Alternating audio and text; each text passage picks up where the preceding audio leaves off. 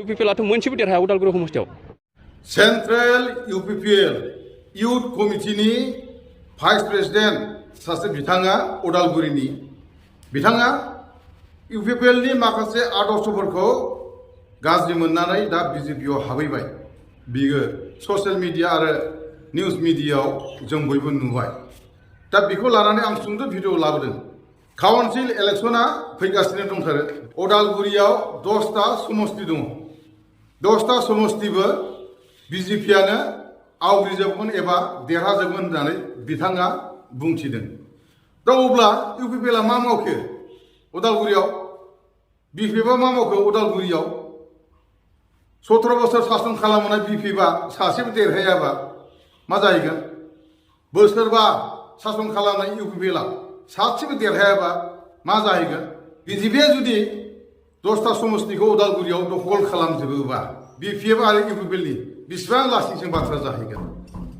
दा सानथाव बाथ्रा जाहैबाय बिथाङा UPPLखौ गाज्रि मोननानै BJPआव हाबैबाय। गाव हाबैनाय लोगो लोगोनो BJPआ बिराद गोरा जाहैबाय नामा? गाव BJPआव हाबनाय लोगो लोगोनो उदालगुरि 10टा समस्तिनि रायजो राजाखौ गाव आखाइ मुथियाव दोननो हाबाय नामा? बिथाङा BJPआव हाबनाय लोगो लोगोनो उदालगुरिनि समस्त रायजो राजाफ्रा गावनि खिथु खिथु खारफासिगोन नामा? बाथ्रायासो सानथाव जादों। नोंथां, जोंनि बर' लिडारफ्रा सासे सानैल' BJPआव हाबैदों। बिथांमोना सोरबा गारदि आसा खालामनानै हाबैदों, सोरबाया थांनानै थानो थाखाय एसे एनै गरसे गरनै फैसा आसा खालामनानै हाबैदों। बे सैथो बाथ्रा। बेखौ आङो बुंनांगौ जेबो गैया। आं गाज्रिबो मोना, जेबो आं साना। नाथाय आं बुंनो नागिरनाया जाहैबाय जोंनि बर' रायजो राजा आइ आफाफ्रा BJPआव सोर साबसे जयेन जाहैखो? BJPआव सोर साबसे रायजो राजा बर'फ्रा थांखो? दा बिनि हिसाबजोंसो नोंथाङा 10टा समस्तिखौ दखल खालामनो हागोन, नङा होमबा?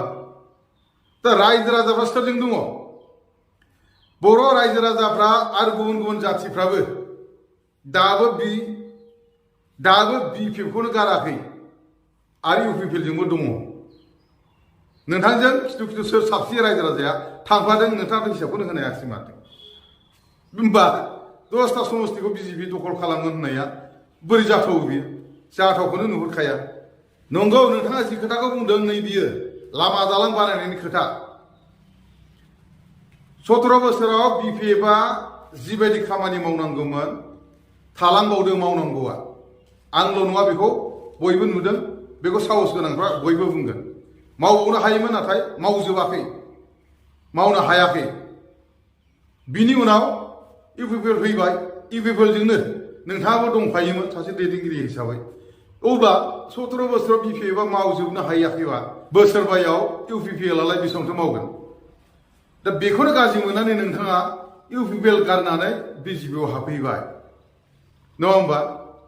दा UPPLआव थानाय समाव नोंथाङा लिडार हिसाबै 17 बोसोराव BJPआ लामा दालां मावजोबनो हायाखै बेखौ ससियेल मिडियायाव बुंदोंना बुङाखै?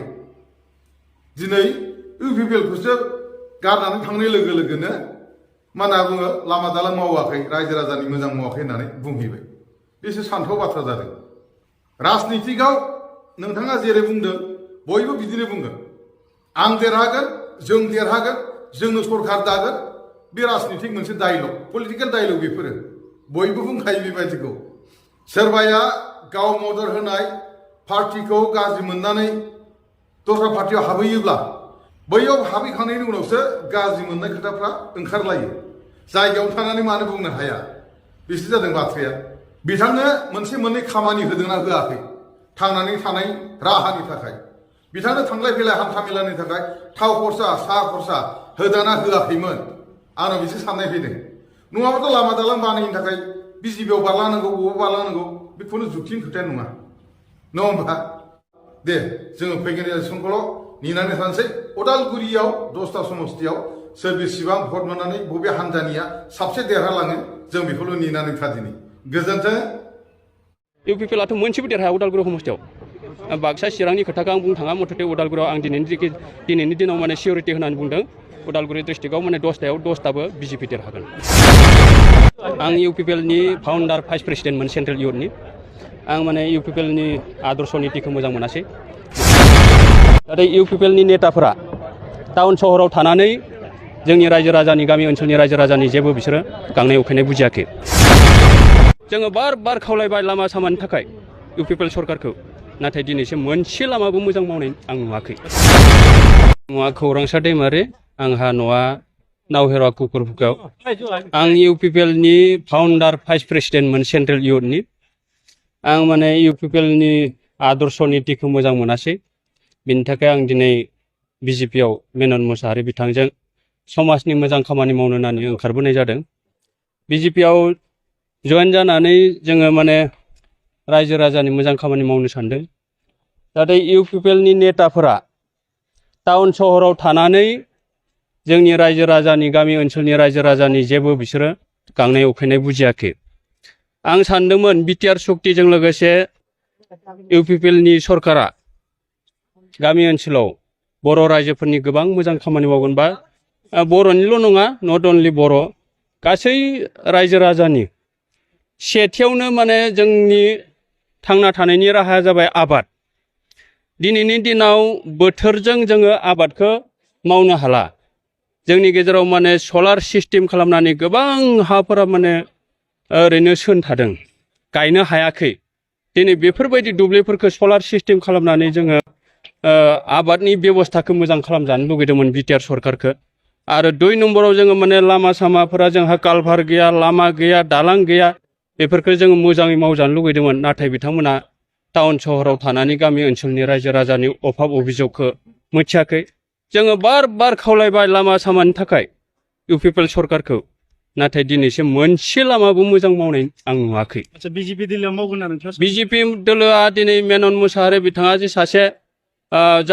जाफुंसार समाजकर्मी दा बिथाङा माने खोथा होदों जों माने इउपिपिएल मावनो हायैखौ आं मावफुंगोन आंहा माने जथेस्थ' आंनि पार्सनेला माने जथेस्थ' जाखाबाय बिथाङा दिनै माने रायजोनि डेभेलपनि थाखायल'सो फैदों बिथाङा सुक्ति होदों दिनै जोंनि सिगाङाव माने एसुरेन्स होदों आं रायजोनिल'सो मावगोन धोरोमसालि फोसाबनाय गिर्जा न' फोसाबनाय थानसालि फोसाबनाय मन्दिर फोसाबनाय गासै बिथिङावनो बिथाङा खामानि मावगोन आरो लामा सामा आरो बबेबा माने जौगायै स्कुल बिल्डिंफोर गासै बिथिङावनो माने बिथाङा माने मोजाङै खामानि मावगोन होननानै बिथाङा जोंनिसिम आसा होदों बेनिखायनो दिनै बिथां जाफुंसार सासे फालांगिरि मानसिखाय जोंबो बिथांनि खोथाखौ बिसास खालामनानै दिनै बिजेपिआव जगदान जादों आरो दिनैनि दिनाव माने बिजेपिआ ओरैबायदि स्ट्रं जाबोदों सिं सिं उदालगुरि समस्थियावथ' 10थायाव माने 10थायानो देरहागोन